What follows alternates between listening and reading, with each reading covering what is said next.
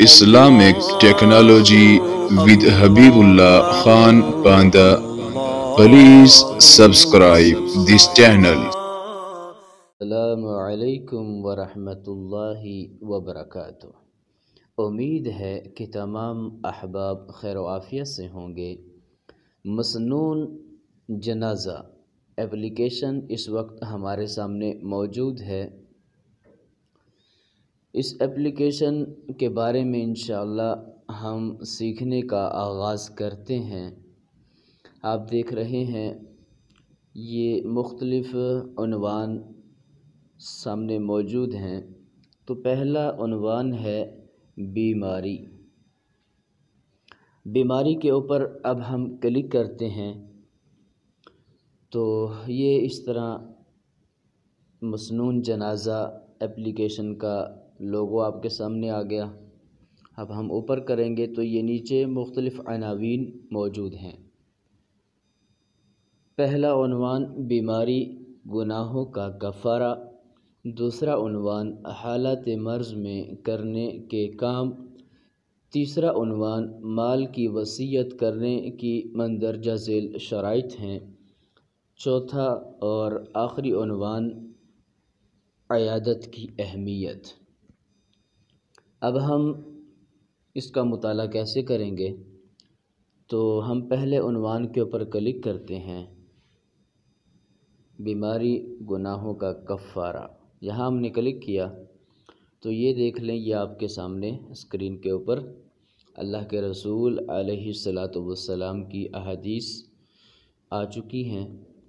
پہلی حدیث آپ نے فرمایا اللہ تعالیٰ بیماری کے ذریعے مسلمانوں کو اس کے گناہوں سے اس طرح صاف کر دیتا ہے جس طرح آگ سونے اور چاندی کو میل کچیل سے صاف کرتی ہے۔ اب آپ نے کیا کرنا ہے، آپ نے صفحے کو نیچے سے اوپر کی طرف حرکت دینی ہے۔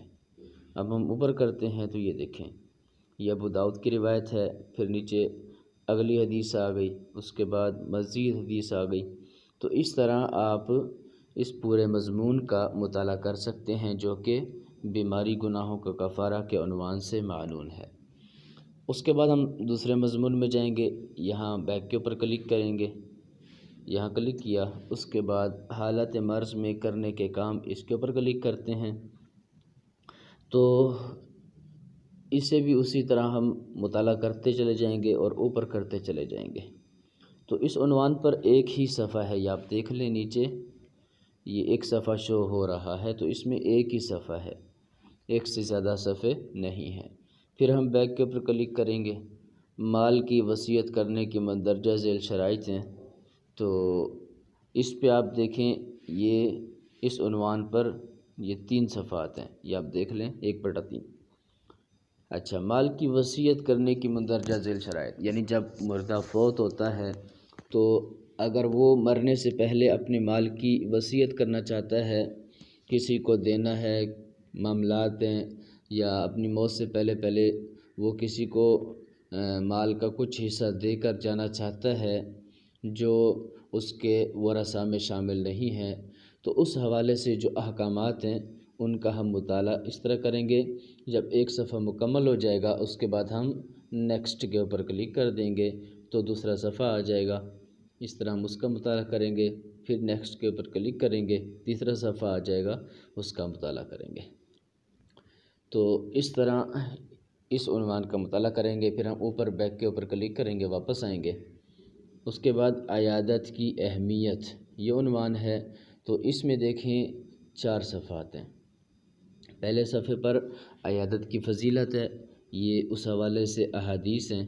پھر دوسرے صفحے پہ جائیں گے نیکسٹ کے ذریعے، تو عیادت کے آداب کہ کس طرح عیادت کرنی ہے، کیا الفاظ کہنے ہیں۔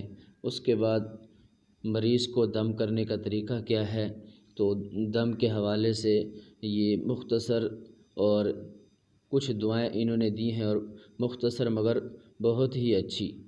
تو یہ عموماً ہوتا یہ ہے کہ جب کوئی بیمار پڑ جاتا ہے مریض، تو اس کو دم کروانے کے لیے کسی قاری صاحب یا امام صاحب یا عالم کے پاس لے جایا جاتا ہے، تو انسان خود بھی دم کر لے، خود بھی دم کر سکتا ہے، یہ دعائیں پڑھے، اور طریقہ بھی یہاں پر لکھا ہوا ہے، تو دم کرنے کا طریقہ کہ مریض کے جسم پر یعنی متاثرہ جگہ ہاتھ پھیریں، ساتھ ساتھ یہ دعائیں پڑھتے جائیں اور دعائیں پڑھ کر اپنے ہاتھوں پر پھونک مار کر مریض کے جسم پر ہاتھ پھیریں۔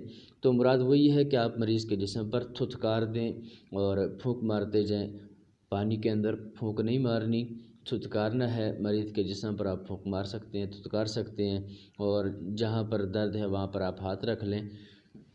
تو اس طرح انشاءاللہ اللہ تعالیٰ کی طرف سے فائدہ ہوگا۔ تو یہ دوسرا عنوان پھر ہم نیکسٹ پہ کلک کریں گے، تو اس حوالے سے مسلمان مریض کی عیادت ضرور کرنی چاہیے۔ اس حوالے سے عیادت کیا کرو کے حوالے سے کچھ مواد موجود ہے۔ تو ہم واپس آئیں گے۔ تو اس طرح یہ پہلا عنوان ہے بیماری۔ اس کے جو چاروں عنوان تھے ان کو ہم نے دیکھا، تو اس طرح اس کا ہم مطالعہ کر سکتے ہیں۔ اس کے بعد جو اگلا عنوان ہے وفات، اس کا ہم انشاءاللہ اگلی ویڈیو میں جائزہ لیں گے۔ تب تک کے لیے اجازت۔ اگر آپ نے ابھی تک ہمارے چینل کو سبسکرائب نہیں کیا تو پلیز اسے سبسکرائب کر لیں اور بیل آئیکن کے اوپر کلک کر دیں تاکہ ہماری ہر نئی آنے والی معلوماتی ویڈیو آپ کے پاس پہنچ پائے۔ السلام علیکم ورحمۃ اللہ وبرکاتہ۔